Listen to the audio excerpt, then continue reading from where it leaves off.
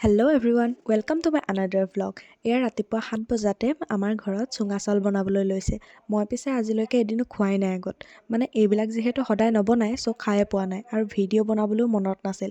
আম্মাহে ক'লে যে ভিডিঅ' এটা কৰিব পাৰাচোন। তাৰপাছত কথামতেই কাম সৰুকৈ ক্লিপ দুটামান ময়ো ৰাখি থ'লোঁ আৰু কুঁৱলী দেখি গমেই পাইছে যে বহুত ঠাণ্ডা। ভিডিঅ'টো একচুৱেলি 30 জানুৱাৰী, বহুত দিন আগৰ।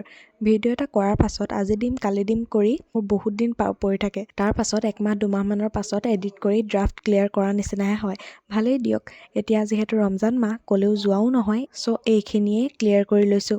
এয়া আম্মা আব্বাহঁতে চুঙাকেইটা পুৰি আছে, ময়ো ওচৰতে বহি দাদাহঁতৰ ভণ্টি এজনীক লৈ আছোঁ। তাৰ পাছত চুঙা চাউলৰ লগত খাবলৈ এয়া মই বনাইছোঁ চিকেন তিলৰ লগত, আৰু এইফালে বেঙেনা বেচনৰ লগত ফ্ৰাই কৰিছোঁ।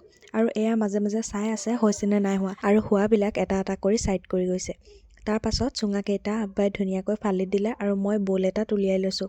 আমাৰ ঘৰত খোৱাৰ লগতে ওচৰৰ দুঘৰতো দিয়াৰ বাবে অলপ সৰহ কৰি বনাইছিলে। এয়া আমাৰ খাবৰ কাৰণে ৰেডি হৈ গ'ল। তাৰ পৰা এয়া মই খাবলৈ লৈছোঁ, আৰু খাবলৈ কিন্তু টেষ্টিয়ে হয়। বাঁহৰ চুঙাত দিয়াৰ কাৰণে ফ্লেভাৰটো ভাল লাগে। আজিৰ ভিডিঅ'টো এয়াই। আন এটা ভিডিঅ' লৈ মই আকৌ লগ পাম। Bye bye.